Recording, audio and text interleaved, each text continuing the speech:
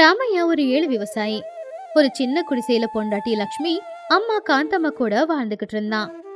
ஒரு நாள் ராமையா அவன் வயல உழுதுகிட்டு இருக்கும் போது, அப்ப அவனுடைய வயல்ல அவனுக்கு ஒரு பழைய காலத்து பெட்டி கிடைச்சது. அந்த பெட்டி ரொம்ப கனமாவும் இருந்துச்சு. அந்த பெட்டிய ராமையா பத்திரமா வீட்டுக்கு எடுத்துக்கிட்டு வந்தான். ஆனா இது ஊர்க்காரங்க கண்ணுல பட்டதுனால ராமையாவுக்கு புதையல் கிடைச்சது. ராத்திரியோட ராத்திரியா அவன் பணக்காரனா ஆயிட்டான்னு அவங்களுக்குள்ளேயே பேசிக்க ஆரம்பிச்சாங்க. 10 வருஷமா ராமையாவோட வீட்டு பக்கம் தலை வச்சு கூட படுக்காத சொந்தக்காரங்களான சுப்பையா, வெங்கடேசர் 2 பேரும் ராமையா வீட்டுக்கு வந்தாங்க. லக்ஷ்மி அன்னைக்கு வாசல பெருக்கிக்கிட்டு இருக்கும் போது சுப்பையாவும் வெங்கடேசனும் சிரிச்சபடி வந்து நின்னாங்க. என்ன ராமையா, நல்லா இருக்கியா? எவ்வளோ நாள் ஆச்சு உன்னை பார்த்து. எங்கள் வீட்டு பக்கம் வரவே மாட்டேங்கிறியே. எங்கள் மேலே உனக்கு கோபம் இருக்கும், அதான் பாசத்தோட ஒரு எட்டு பார்த்துட்டு போகலான்னு இங்கே வந்தோம். அடடே சுப்பையா மாமா, வெங்கடேச மாமா, என்ன திடீர்னு 2 பேரும் என் வீடை தேடி வந்திருக்கீங்க? அப்போ இறந்தப்போ உங்களுக்கு நான் கடுதாசி போட்டிருந்தேனே, அப்போ வராத நீங்கள் இப்போ திடீர்னு வந்ததுக்கு காரணம் என்ன? ஐயோ மச்சான், இப்போ எதுக்கு அந்த பழைய கதையெல்லாம்? எங்களுக்கு கொஞ்சம் அப்போ வேலை இருந்துச்சு, அதான் வர முடியல. வரலன்னு உடனே நம்ம சொந்த விட்டு போகுமா என்ன? என்னம்மா லக்ஷ்மி, எப்படி இருக்க? எங்களுக்கு இருக்கிற ஒரே தங்கச்சி நீ தான். எதுக்குன்னு பெரிய பெரிய வார்த்தையெல்லாம்? வராதவங்க வந்திருக்கீங்க, அதான் கொஞ்சம் ஆச்சரியமா இருக்கு. நீங்க உட்காரதுக்கு எங்க வீட்டுல பெரிய நாற்காலி எதுவும் இல்ல, அந்த பாயில உக்காந்துக்கோங்க. அட பாயா இருந்தா என்னம்மா, மனுஷங்களோட மனசுல எங்களுக்கு ஒரு இடம் இருக்குல்ல, அதுவே போதும். இன்னும் இந்த குடிசையில் இருக்க போகிறது சில நாள் மட்டும்தானே, அப்புறம் புது மாடி வீட்டுக்கு போயிட போறீங்க. அப்போ எங்களை மறந்துடக்கூடாது. என்ன லக்ஷ்மி, ஏதோ சத்தம் கேக்குது, புதுசா குரல் கேக்குது. நம்ம வீட்டுக்குள்ள நாய்ங்களை தவிர சொந்தக்காரங்க யாரும் வரமாட்டாங்களே. அத்தை, நான் தான் அத்தை, உன் மருமகள் சுப்பையா. எங்களை பார்த்து புது ஆட்கள்னு சொல்லிக்கிட்டு இருக்க, எனக்கு மனசுக்கு ரொம்ப வலிக்குது. ஓ, நீயாப்பா? என்னடா புது ஆளுங்களோட குரல் கேக்குதே, யாரோன்னு நினைச்சேன். என்ன 10 வருஷமா இந்த பக்கம் எட்டி பார்க்காதவங்க திடீர்னு வந்திருக்கீங்க. நீங்களா வந்தீங்களா, இல்ல காத்து உங்களை இந்த பக்கமா இழுத்துக்கிட்டு வந்துச்சா? என்ன அத்தை எப்படி சொல்லிட்டீங்க? பாசத்தில் தான் நாங்கள் இங்கே வந்தோம். ராமையோட வாழ்க்கை ரொம்ப மாறிடுச்சே, அவன் ரொம்ப சந்தோஷமா இருக்கான்னு எங்கள் ஊரில் அத்தனை பேரும் சொல்லிக்கிட்டு இருக்காங்க. அதான் அந்த சந்தோஷத்தில் பங்கெடுத்துக்கலான்னு வந்தோம். என்னோட வாழ்க்கை மாறிடுச்சா? நேற்று வரைக்கும் மண்ணில் இறங்கி தான் வேலை பார்த்துட்டு இருக்கேன், இன்றைக்கும் அதே வேலை தான் பார்த்துட்டு இருக்கேன். என் வாழ்க்கையில் வந்த மாற்றம் எனக்கே தெரியல, மற்றவங்களுக்கு எப்படி தெரிஞ்சிச்சு மாமா? அட பொய் சொல்லாத ராமையா, அந்த பூமி தாய் உனக்கு வரம் கொடுத்தாலாமே. நாங்கள் ஏதோ பங்கு கேட்டு வந்திருக்கோம் அப்படின்னு நினச்சி பயந்துடாத. ஏதோ நீ சந்தோஷமா இருந்தா அந்த சந்தோஷத்தை பார்த்துட்டு போகலான்னு வந்தோம். நீங்க என்ன சொல்றீங்கன்னு எனக்கு ஒண்ணுமே புரியல அண்ணே. நாங்களே ஒரு வாரமா சாப்பிட சாப்பாடு இல்லாம கஷ்டப்பட்டுக்கிட்டு இருக்கோம். நீங்க வர விஷயம் முதவே தெரிஞ்சிருந்தா பக்கத்து வீட்லயாவது போய் அரிசி வாங்கிட்டு வந்து வச்சிருப்பேன். இப்ப குடிக்கிறதுக்கு தண்ணியை தவிர வேற எதுவும் கொடுக்க முடியாது. ஐயோ தங்கச்சி, அரிசி இல்லைன்னா என்னம்மா, அதான் உங்கள் வீட்டு நிறையா தங்க இருக்கே. நாங்கள் சாப்பிட வரல, சும்மா தான் வந்தோம். ஆமாம் ராமையா, நேற்று வயலில் உனக்கு ஏதோ பழைய காலத்து பொருள் ஏதோ கிடைச்சதாமே, அது என்னது? என்னது பொருளா? அப்படி எதுவும் இல்லையே. என் வயலில் மண் கல் தவிர வேற என்ன இருக்க போகுது? டேய் ராமையா, இவங்க ஏன் வந்திருக்காங்கன்னு எனக்கு புரியுது. கழுகுங்க ஆகாயத்துல தான் சுத்திக்கிட்டு இருக்கோம், ஆனா கீழே கறி துண்டை பார்த்தா மட்டும்தான் கீழே இறங்கி வரும். இவங்களுக்கும் நம்ம வீட்டுல ஏதோ இருக்கிறது தெரிஞ்சிருக்கு, அதான் 10 வருஷம் வராதவங்க இன்னைக்கு வந்திருக்காங்க. அத்தை, நீங்கள் பேசுறது எங்கள் மனசுக்கு ரொம்ப வலிக்குது. நாங்கள் ஒன்றும் கழுகுங்க இல்லை. சரி, நாங்கள் கேட்க வந்ததை கேட்டுடுறோம். ராமையோட வயலில் நேற்று ராமையாவுக்கு புதையல் கிடைச்சதாமே, அதான் ஏதோ பெட்டி கிடைச்சதுன்னு ஊர்ல எல்லாம் சொல்லிட்டு இருந்தாங்க. அதில் அந்த காலத்து தங்க காசெல்லாம் இருக்காமே, அதை பார்த்து பயந்து போய் தான் நீங்கள் வீட்டில் சமைக்க கூட இல்லைன்னு எல்லாரும் பார்த்து சொல்கிறாங்க. ஆமாம் தங்கச்சி, புதையல் கிடைச்சா யாருக்கிட்டையும் சொல்லக்கூடாதுன்னு சொல்லுவாங்க தான். ஆனால் நாங்கள் உனக்கு அண்ணன் மாதிரி தானே. அந்த புதையலை என்ன பண்ணுறது, யாருக்கும் தெரியாமல் எப்படி மறைக்கிறது, அதை எங்கே விற்கிறது, இது எல்லாமே எனக்கு நல்லா தெரியுமா. ஏங்க, இவங்க ஏதேதோ பேசிக்கிட்டு இருக்காங்க. உங்களுக்கு உண்மையிலேயே ஏதாவது கிடைச்சதா? என்கிட்ட கூட சொல்லவே இல்லையே. அதெல்லாம் ஒன்றும் இல்லை லக்ஷ்மி, எனக்கு பெட்டி கிடைச்சது என்னமோ உண்மைதான். ஆனால் அதில் என்ன இருக்கு கூட எனக்கு தெரியாது. ஊர்க்காரங்க ஏதோ கற்பனையெல்லாம் பேசுகிறாங்க. அந்த பெட்டி வீட்டுக்கு பின்னாடி தான் இருக்கு. பாத்தீங்களா, நான் சொன்னேன்ல ராமையா அப்பாவின்னு. டே ராமையா, அது சாதாரணமான பெட்டி இல்லை. அதில் நம்ம முன்னோர்கள் வைரத்தையும் தங்கத்தையும் வச்சு பொதிச்சு வச்சுருந்தாங்களாம்மா. வெளியே இருந்தால் திருட்டு பையன் அதிகம். உள்ளே எடுத்துட்டு வா, என்ன இருக்குன்னு பார்க்கலாம். பாத்தீங்களா, வயசானாலும் என் கண் பார்வை எவ்வளோ கூரா இருக்குன்னு. பெட்டின்னு சொன்னதும் உன் கண்ணுல ஒரு ஒளிவட்டம் வருதே. ராமையா, திருடனுங்க வேற எங்கேயும் இல்லப்பா, சொந்தக்காரங்க பேர்ல நம்ம வீட்ல வந்து பாயில தான் உக்காந்துக்கிட்டு இருக்காங்க. என்ன அத்தை, எங்களை போய் திருடங்கன்னு சொல்கிற? நாங்கள் ஒன்றும் திருட வரலையே. ராமையா வயலில் புதையல் கழிச்சா அது அவனுக்கு மட்டும் சொந்தமாகாது இல்லை. சொந்தக்காரங்க எல்லாருக்குமே அதிலிருந்து நிச்சயமாக ஒரு பங்கு போகணும் இல்லையா? எது, என்னோட பூமியில் புதையல் கழிச்சா அதில் உங்களுக்கு எதுக்கு நான் பங்கு கொடுக்கணும்? என்ன ராமையா இப்படி சொல்கிற? இந்த பூமி உனக்கு யார் கொடுத்தது? உங்கள் அப்பா, அதாவது எங்கள் மாமா. அவரு எனக்கு மாமாவாச்சே. அந்த பூமிக்கு சொந்தக்காரரே எங்கள் மாமா. அதில் உனக்கு எந்த அளவுக்கு பங்கு இருக்கோ அதே அளவுக்கு எங்களுக்கு பங்கு இருக்குல்ல. மொத்தமாக நீங்களே முழுகிடலான்னு பார்க்குறீங்களா? அண்ணன், வார்த்தைய கொஞ்சம் பார்த்து விடுங்க. 10 வருஷமா விளைச்சல் விளையாம நாங்க கஷ்டப்பட்டுக்கிட்டு இருக்கும் போது யாரும் வந்து எங்களுக்கு எந்த உதவியும் செய்யல.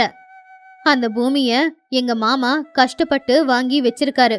அதுல விளைச்சல் விளையாதப்போ உங்களுக்கு நஷ்டம் இல்ல, புதையல் கிடைச்சா மட்டும் வேணுமா? அண்ணே, நீ அமைதியா இரு. அம்மாடி லக்ஷ்மி, நாங்கள் சொன்னதை நீ தப்பாக எடுத்துக்காதம்மா. நாங்கள் உங்கள் கூட சண்டை போட வரல. அந்த பெட்டிக்குள்ளே என்ன இருக்குன்னு பார்த்தா உங்கள் கஷ்டம் தீந்துரும்ல. அப்படி நம்மக்குள்ளேயும் ஒரு உறவு வரணும்னு சொல்லிக்கிட்டு இருக்கோம். முதல்ல போய் பெட்டியை கொண்டு வாங்க. சரி பசங்களா, அந்த பெட்டியை கொண்டு வந்து அதுல தங்கம் இருந்தா நீங்க என்ன செய்வீங்க? வேற என்ன பண்ண போறாத்த? அந்த தங்கத்தை பட்டணத்துக்கு கொண்டு போய் நல்ல விலைக்கு விற்று பட்டணத்திலேயே பெரிய மாடி வீடாக கட்டிக்கிட்டு நாம எல்லாரும் ஒன்றா அந்த வீட்டில் வாழ்ந்துக்கலாம். ஓஹோ, இது ரொம்ப நல்ல யோசனை தான். ஒருவேளை அந்த பெட்டியில தங்கம் இல்லாம வேற ஏதாவது இருந்துச்சுன்னா? வேற என்ன இருக்க போகுது? பழைய பெட்டியில் தங்க காசு, வெள்ளி காசு, வைரம் தான் இருக்க போகுது. அது எல்லாத்தையும் கொண்டு போய் விற்றா நம்மளுக்கு கை நிறைய பணம் கிடைக்கும் இல்லை? அப்படின்னா அந்த பெட்டியில இருக்கிற பொருளுக்கு மதிப்பு இருந்தா எங்க கூட இருப்பீங்க. அப்படி இல்லனா 10 வருஷமா எப்படி இருந்தீங்களோ அப்படியே கண்ணுக்கு தெரியாம மறைஞ்சு போயிடுவீங்க. அவ்வளவுதானே? அத்தை, நீங்கள் மறுபடியும் தப்பாகவே புரிஞ்சுக்கிறீங்க. உங்கள் சந்தோஷத்தை எங்கள் கூட பங்கு போட்டுக்கிட்டா உங்கள் சந்தோஷம் இன்னும் அதிகமாகும். இதில் என்ன தப்பு? இது தப்பு என்ன இருக்கானே? கண்ணுல கண்ணீர் வரும்போது அதை பங்கு போட்டுக்க வராத நீங்க எங்க கிட்ட இருக்கிற சந்தோஷத்தை மட்டும் எப்படி பங்கு போட்டுக்க வருவீங்க? நாங்க கஷ்டப்பட்டப்ப எங்களுக்கு துணையா நீங்க வரல. ஆனா ஏதோ புதையல் கிடைச்சிருக்கு அப்படின்னு கேள்விப்பட்டு இப்போ பாசமா இருக்கிற மாதிரி நடிச்சுக்கிட்டு வந்திருக்கீங்க. இது தப்பு இல்லையா? தங்கச்சி, என்னம்மா இப்படியெல்லாம் பேசுகிற? நாங்கள் பாசத்தோடு வந்தா எங்களையே அவமானப்படுத்துறியே. என்ன ராமையா, பார்த்துக்கிட்டு அமைதியாக இருக்க? எங்கள் தங்கச்சி இப்படி ஊசியில் குத்துற மாதிரி குத்திக்கிட்டு இருக்கா, எதுவும் கேட்க மாட்டியா? மாமா, அவள் சொன்னதில் என்ன தப்பு இருக்கு? நீங்கள் வந்தது புதையலுக்காகன்னு எனக்கு நல்லாவே தெரியும். அது மேலே உங்களுக்கு ஆசை இருக்கு. நான் ஒன்றும் அதை மறைக்க விரும்பலை. அந்த பெட்டியை இப்போவே கொண்டு வரேன். நீங்களே உங்கள் கண்ணார பாருங்களேன். ராமையா மெதுவா எழுந்திருச்சு வீட்டுக்கு பின்னாடி போனான். சுப்பையா வெங்கடேசனுடைய கண்ணுல ஒரு ஆசை, அது ஆசையில ரொம்ப பெரிய பேராசை தெரிஞ்சுது. லக்ஷ்மியும் காந்தம்மாவும் மட்டும் கண்ணுல ஒரு சிரிப்போட அவங்க 2 பேரையும் பார்த்துக்கிட்டு இருந்தாங்க. அப்பதான் ராமையா மண்ணோட இருக்கிற ஒரு பெரிய பெட்டியை எடுத்துக்கிட்டு வீட்டுக்குள்ள வந்தான். அந்த பெட்டிய அவன் எல்லாருக்கும் மத்தியில கொண்டு போய் வச்சான். அடடா, எவ்வளோ கனமாக இருக்கு! நிச்சயமாக இதில் தங்கம் தான் இருக்கணும். ஆமாம், சாவி எங்க? அதுக்கு பூட்டே இல்லை, அப்புறம் எதுக்கு சாவி? தாப்பால் தான் போட்டிருக்கு, அது இழுத்தாலே வந்துடும். நீங்களே இழுங்க. ஆமாம் சுப்பையா, அதை நீயே தெர. அதில் ஒரு வேளை தங்க காசு இருந்ததுன்னா? லக்ஷ்மி, கொஞ்சம் ஒதுக்கிக்கோமா, ஏதாவது மேலே கொட்டிட போகுது. சரிங்கண்ண, எடுத்துக்கோங்க. உங்க கஷ்டம் இனியோட போகட்டும். கஷ்டம் போகுமோ இல்ல மானம் போகுமோ கொஞ்ச நேரத்துல தெரிஞ்சிடும். என்ன வேடிக்கை பாக்குற சுப்பையா? பெட்டி வந்துருச்சுல, திறந்து என்ன இருக்குன்னு பாரு. சுப்பையா ரொம்பவும் ஆர்வத்தோட அந்த பெட்டியோட மூடிய திறந்தான். அது டப்புன்னு சத்தத்தோட திறந்துச்சு. எல்லாருமே ஆர்வமா அந்த பெட்டிக்குள்ள எட்டி பார்த்தாங்க. சுப்பையா வெங்கடேசனுடைய முகத்துல இருந்த சந்தோஷம் இப்போ மறைஞ்சு போச்சு. அவங்க முகமும் வாடி போச்சு. லக்ஷ்மியோட முகத்துல சிரிப்பு தான் வந்துச்சு. அட, என்ன ராமையா இது? இதுல தங்கமும் இல்ல, வைரமும் இல்ல, காஞ்சு போன இலையும் ஏதோ பழைய விதையும் இருக்கு. ஒருவேளை இதுக்கு கீழே ஏதாவது வைரம் இருக்குமோ? மேலே காஞ்ச இலையும் விதையும் தவிர வேற எதுவுமே காணோம். ஒருவேளை நாம ஏமாந்துட்டோமோ? அதான் மாமா நானும் சொன்னேன். நேற்று நானும் அந்த பெட்டி கடிச்சப்போ ஆசையாக திறந்து பார்த்தேன். அதில் என்ன இருந்துச்சு தெரியுமா? நம்ம தாத்தா காலத்தில் விவசாயம் செய்கிறது எப்படின்னு எழுதி வச்சிருந்த ஓலை. அப்புறம் அந்த வறட்சி காலத்துலேயும் விளையக்கூடிய விதை இது. இதெல்லாம் தங்கத்துக்கு சமம் தானே? சீச்சி, விதையா? இந்த விதையை பார்த்தா ஊர் ஜனங்க எல்லாம் புதையலுன்னு சொல்லிக்கிட்டு இருக்காங்க. இந்த வீணா போன பழைய விதையை வச்சுக்கிட்டு நாங்கள் என்ன பண்ணுறது? இதை தூக்கி அந்த பக்கம் போடு. சுப்பையண்ண, இவ்வளவு நேரமா பெட்டியில உங்களுக்கு பங்கு வேணும்னு கேட்டீங்களே. இதுல இருக்கிற விதையிலயும் உங்களுக்கு பங்கு இருக்கு. எங்களுக்கு கொடுக்க வேண்டியது எங்களுக்கு கொடுத்துட்டு மிச்சத்தை நீங்க எடுத்துக்கோங்க. நீங்களும் இந்த விதைய பட்டணத்துக்கு கொண்டு போய் இத நட்டு வச்சு ஒரு நாளைக்கு 2 வேளை தண்ணி ஊத்துங்க. 6 மாசத்துல இது முளைச்சு விதையா வரும். அப்போ நீங்க எதிர்பார்த்த அந்த புதையல் உங்களுக்கு கிடைக்கும். சந்தோஷமா எடுத்துக்கிட்டு போங்க. லக்ஷ்மி, போதும் கிண்டல் பண்ணுறதை நிப்பாட்டு. இந்த விதையை வச்சுக்கிட்டு என்ன பண்ணுறது? எங்களுக்கு விவசாயமும் வராது. இந்த விதையை பார்த்து ஊர் ஜனங்க ஏதோ புதையல்னு சொன்னதை கேட்டு நம்பி இங்கே வந்தோம். இப்போ எங்கள் நேரம் மொத்தமும் வீணா போச்சு. நேரம் வீணா போகலப்பா, உங்களுக்கு அறிவு வந்திருக்கு. கஷ்டப்படாம எதுவுமே கிடைக்குதுன்னு ஆசைப்பட்டு வந்துடக்கூடாது. அப்படி வந்தா இப்படி அவமானப்பட்டு தான் நின்னாகணும். எந்த விதையும் முளைச்சு வந்துச்சுன்னா அது எங்களுக்கு தங்கம் தான். உங்க கண்ணுக்கு இது புதையலா தெரியாம இருக்கலாம். ஆனா எங்களோட கண்ணுக்கு இது புதையலா தான் தெரியுது. சரி அத்தை, நாங்கள் ஏதோ நினச்சி இங்கே வந்தோம். ஆனால் நாங்கள் நினச்சது இங்கே இல்லை.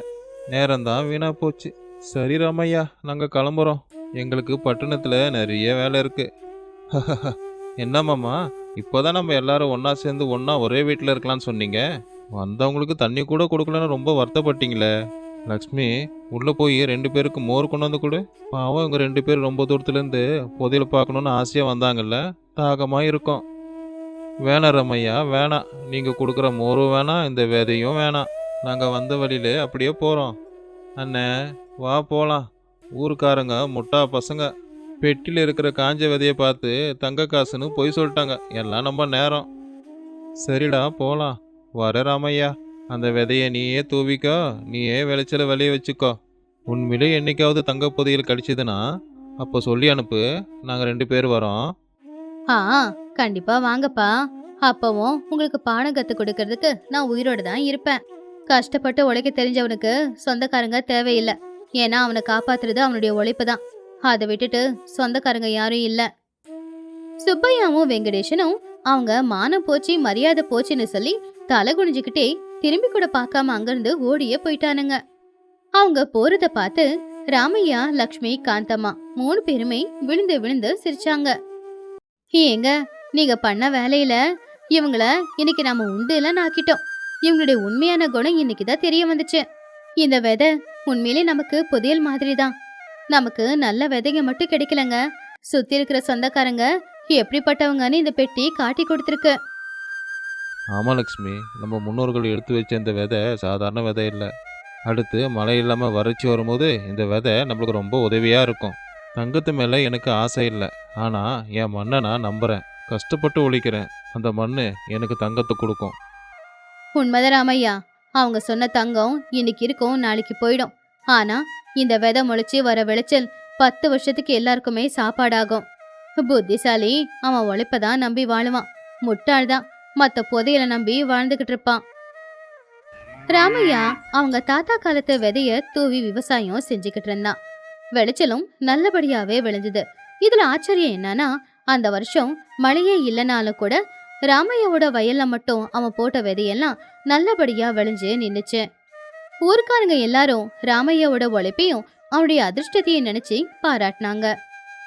ஒரு ஏழை விவசாயி சொந்த பந்தத்தை நம்பாம அவனுடைய மண்ணை நம்பி அவன் போடுற விதைய நம்பி விவசாயம் செய்வான். அப்படி வாழ்க்கையில யாரையும் நம்பாம இருக்கிறதே நம்ம வாழ்க்கைக்கு ஒரு நல்ல விஷயம்தான். அது ராமச்சந்திரபுரம் அப்படிங்கிற ஒரு அழகான கிராமம். வெயில் காலம், வெயிலும் அதிகமா இருந்துச்சு. அந்த ஊர்ல ஒரு பெரிய விவசாயி, ஆனா சரியான பிசுனாரி.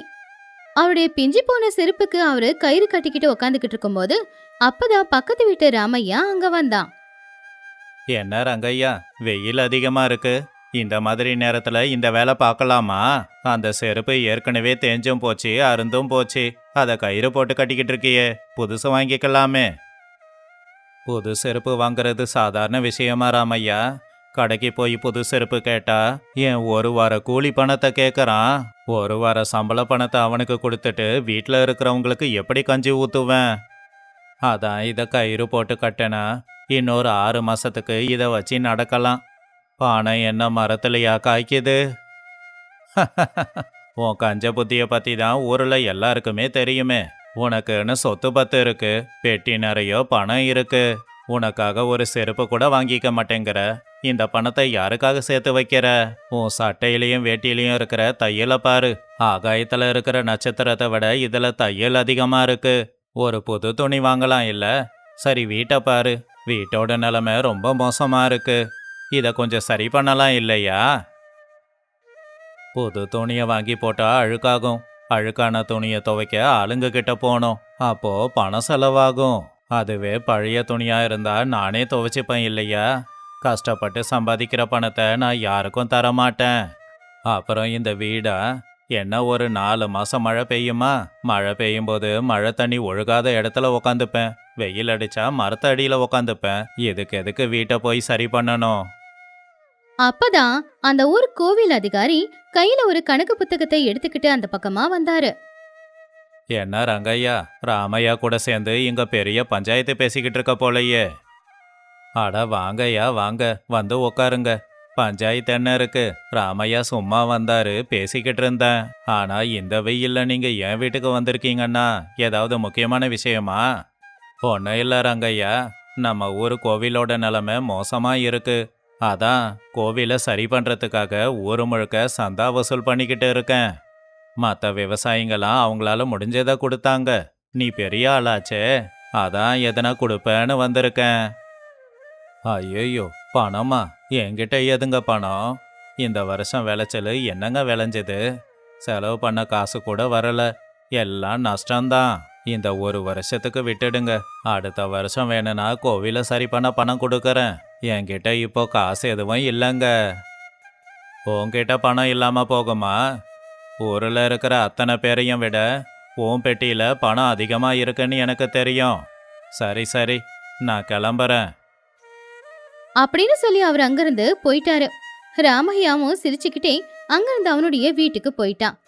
ரங்கையா அப்பாடான்னு நினைச்சான். அப்பதான் அவனுடைய வயல்ல வேலை செய்யற கூலிக்கார சுப்பு அங்க வந்தான்.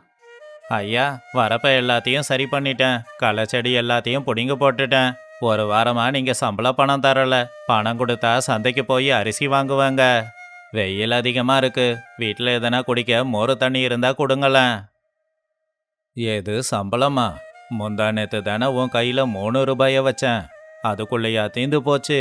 பணத்தை இப்படி தண்ணியா செலவு பண்றது தப்பு சுப்பையா. இப்ப என்கிட்ட பணம் இல்ல, நான் அப்புறமா கொடுக்கறேன். அப்புறம் மோரெல்லாம் இல்லடா. என் வீட்டு மாடுங்க இப்ப பால் கறக்கிறதே இல்ல. அதனால மோரெல்லாம் இல்ல. நீ பைப்ல தண்ணியை குடிச்சிட்டு போ. ஏன் இப்படி இருக்கீங்க? நாள் முழுக்க கஷ்டப்பட்டு வேலை செஞ்சாலும் கூட கொடுக்க வேண்டிய கூலி பணத்தை கொடுக்க மாட்டேங்கிறீங்க. சரி, அடுத்த வாரமாவது கொடுங்க. அப்படின்னு சொல்லி சுப்பையா கோச்சுக்கிட்டு அங்கிருந்து போனான். அப்பாடா, நல்லதா போச்சு. அவரு என்னமோ என்கிட்ட கடவுளோட பேரை சொல்லி காசு புடுங்க வந்தாரு. இவன் என்னமோ என்கிட்ட வந்து சும்மா ஓசியில மோரை குடிக்கலான்னு பார்க்கறான். எப்படியோ பொய் சொல்லி அனுப்பியாச்சு. போய் அடுப்பை பற்ற வைக்க வேண்டியதுதான்.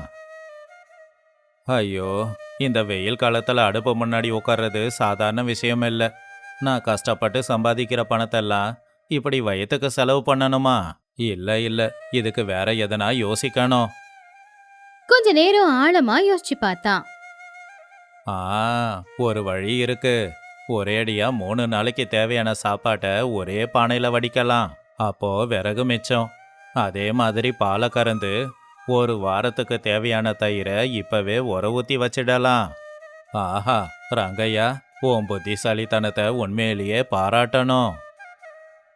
அப்படின்னு நினைச்சு பெரிய பானையில சோற வடிச்சு வச்சாச்சு. பாலை காய்ச்சி உரம் ஊத்தி வச்சாச்சு. 2-3 நாள் போச்சு.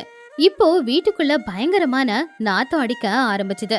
அது அவன் வடிச்சு வச்ச சாப்பாடு கெட்டு போன நாத்தமும் அந்த தயிர் கெட்டு போன நாத்தமும் தான். என்ன இது இப்படி நாத்தம் அடிக்குது? சாப்பாடு வச்சிருந்த பானையோட மூடியை திறந்த உடனேயே அந்த சாப்பாடு கெட்டு போய் தண்ணி விட்டு மேலையெல்லாம் பூசணம் பூத்து இருந்துச்சு. அதே மாதிரி தயிர் திறந்து பார்த்தப்பவும் கூட தயிர் கெட்டு போயிருந்துச்சு. அந்த ரெண்டுமே கெட்டு போய் தான் அந்த நாத்தம் வந்துகிட்டு இருந்துச்சு. ஐயோ கடவுளே, சாப்பாடெல்லாம் வீணா போச்சு, தயிர் கூட வீணா போச்சு. இவ்வளோ அநியாயம் எனக்கு நடக்கலாமா? அப்பதான் பக்கத்து வீட்டு ரங்கம்மா கையில ஒரு பாத்திரத்தை எடுத்துக்கிட்டு அவருடைய வீட்டுக்கு வந்தா. என்ன ரங்கையன, உங்க வீட்ல இருந்து ஏதோ நாத்தம் அடிச்சுக்கிட்டு இருக்கு, குடல புடுங்குது, அப்படி என்னத்தை தான் அந்த வீட்டுக்குள்ள வச்சுக்கிட்டு இருக்கீங்க அப்படின்னு சொல்லும்போது உடனே ரங்கையா வீட்டை விட்டு வெளியில வந்தாரு. ஒன்றும் இல்லை ரங்கம்மா, வீடெல்லாம் சுத்தம் பண்ணிக்கிட்டு இருந்தேன். அப்போ பரணையில் செத்து போன எலி இருந்துச்சு, அந்த நாத்தம் தான் அது. ஆமா, என்ன விஷயம்? எலி செத்து போன நாத்தத்துக்கும் சாப்பாடு கெட்டு போன வர நாத்தத்துக்கும் எனக்கு வித்தியாசம் தெரியாதா? என்னத்தையும் மறைக்கிறீங்க. எனக்கு கஞ்சிக்கு கொஞ்சம் உப்பு கம்மியாயிடுச்சு, அதான் உப்பு வாங்கிட்டு போலான்னு வந்தேன். ஆனா இந்த நாத்தத்துல இங்க நிக்கவே முடியல. தள்ளுங்க, என்னதான் இருக்குன்னு நான் பாக்குறேன் அப்படின்னு சொல்லி ரங்கம்மா வலுக்கட்டாயமா சமையலறைக்குள்ள போய் கெட்டு போன சாப்பாட பார்த்தா. அங்க கெட்டு போன சாப்பாடும் புளிச்சு போன அந்த தயிரையும் பார்த்து அவ மூக்க மூடிக்கிட்டான். அட கடவுளே, இந்த வெயில் காலத்துல கெட்டு போன சாப்பாடை இன்னும் அப்படியே வச்சுக்கிட்டு இருக்கீங்க. அதுல பூச்சி புழு எல்லாம் வருது பாருங்க. அப்படியே அந்த தயிரும் ரொம்ப புளிச்சு போச்சு. ஒரு பள்ளத்தை தோண்டி அதுல இது ரெண்டுத்தையும் போட்டு முதல்ல புதைங்க. என்னது புதைக்கிறதா? என்ன சொல்ற ரங்கம்மா? இந்த சாப்பாட்டுக்கு 1/2 டப்பா அரிசியை போட்டு வடிச்சிருக்கேன், அதோட விலை 1 ரூபா. அப்படியே பால் வாங்கிட்டு வந்திருக்கேன், அதோட விலையும் 1 ரூபா. என் 2 ரூபா உழைப்ப மண்ணுக்குள்ள போட்டு புதைக்க சொல்றியே, போ. உங்களுக்கு என்ன அறிவு கெட்டு போச்சான்னு? இந்த சாப்பாடை சாப்பிட்டீங்கன்னா 2 ரூபாய் மிச்சம் பிடிக்க மாட்டீங்க. இந்த சாப்பாடு சாப்பிட்டு உடம்புக்கு முடியாம உங்களுக்கு 100 ரூபாய் செலவு வரும். அதுக்கு பதிலா தான் சொல்றேன், அதை கொட்டிடுங்க, வேற சமைச்சு நீங்க சாப்பிட்டுக்கோங்க அப்படின்னு. அட சும்மா இரு ரங்கம்மா, என் பசி எனக்கு தெரியும். என் உடம்பு இரும்பால செய்யப்பட்டது, என்னத்தை சாப்பிட்டாலும் எனக்கு ஜீரணமாயிடும். இந்த சாப்பாட்டையும் அந்த தயிரையும் பார்க்கும்போது வயல்ல நான் கஷ்டப்பட்டு உழைச்சது தான் ஞாபகம் வருது. இதெல்லாம் நான் பார்த்துக்கிறேன், உனக்கு உப்பு நாளைக்கு தரேன், நீ கிளம்புமா. உன் தலையெடுத்து நீ என்ன வேணுனாலும் பண்ணிக்கோ, நான் சொல்ல வேண்டியதை சொல்லிட்டேன்.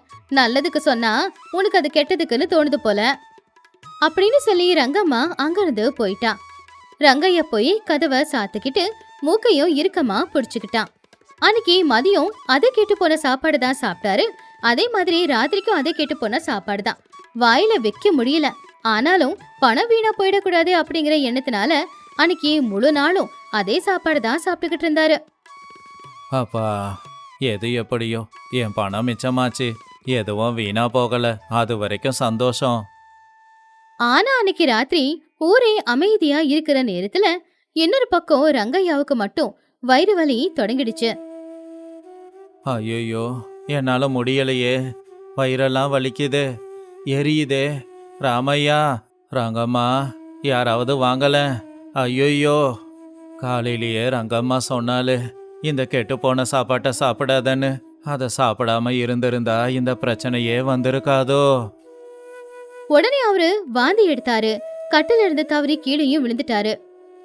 ஐயோ, குடலை புரட்டுது, வாந்தி வர்றது நிக்க மாட்டேங்குதே, உடம்பெல்லாம் ஜில்லுன்னு ஆயிடுச்சு, உடம்புல இருந்த தண்ணி எல்லாம் போயிடுச்சே. அந்த 2 ரூபாய்க்காக யோசிக்காம இருந்திருந்தா இந்த நிலைமை எனக்கு வந்திருக்காதே. அப்படியே அவரு தரையிலேயே மயக்கம் போட்டு விழுந்துட்டாரு. அடுத்த நாள் காலையில ராமையாவும் கூட இன்னொருத்தனும் கூலி வேலைக்கு போகும்போது ரங்கையாவை கூப்பிட வந்தப்போ ரங்கையாவோட வீட்டு கதவு சாத்திதான் இருந்துச்சு. ரங்கையா, ஓய் ரங்கையா, என்ன பண்ணிக்கிட்டு இருக்க? காலையிலேயே எழுந்து வேலைக்கு போற மனுஷன் இவ்வளோ நேரம் ஆகியும் கதவை திறக்கலையே, எதனா பிரச்சனையா இருக்குமோ? டே வாடா, என்னாச்சுன்னு உள்ள போய் பாப்போம். கதவை உடைச்சுக்கிட்டு ராமையாவும் இன்னொருத்தனும் வேகமா வீட்டுக்குள்ள போய் பார்த்தா அங்க ரங்கையா மயங்கின நிலைமையில இருந்தாரு. ஐயோ, வீடெல்லாம் நாத்தம் அடிக்குது. ரங்கையா தாத்தா வேற இப்படி மயக்கம் போட்டு விழுந்திருக்காரு. ராமையா அவருடைய கை நாடிய பார்த்து, ஐயோ, நாடி துடிப்பு வேற ரொம்ப கம்மியா இருக்கே. டேய், உடனே போய் நம்ம ஊர் நாட்டு வைத்தியரை கையோட கூட்டிக்கிட்டு வா.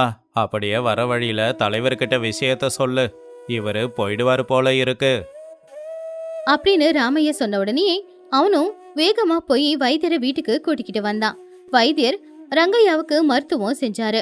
வைத்தியர் ரங்கையாவோட நாடிய பிடிச்சு பார்த்து, ராமையா, நிலமை நம்ம கையை மீறி தான் போயிருக்கு. ஏதோ சாப்பிடக்கூடாத கெட்டு போன பொருளை சாப்பிட்ருக்காரு போல. அதனால உடல் உறுப்புகள் எல்லாமே செயலிழந்திருக்கு. இவர் உயிரோட இருக்கிறதே அதிசயம்தான். நான் அப்பவே சொன்னீங்க வைத்தியரையா, 3 நாளைக்கு முன்னாடி செஞ்ச சாப்பாடு அது கெட்டு போச்சு, நாத்து அடிக்குது, சாப்பிடாதீங்கன்னு. ஆனா 2 ரூபாய் வீணா போயிடும் அப்படிங்கிறதுக்காக அதையே சாப்பிட்டுருப்பாரு போல. கோயிலுக்கு சந்தா கேட்டாலும் கொடுக்கல, கூலியாளுக்கு மோர் கேட்டாலும் கொடுக்கல. இந்த பாவம் தான் பாடா படுத்தது போல. ஐயா, ஏதாவது பண்ணி அவர் உயிரை காப்பாத்துங்க.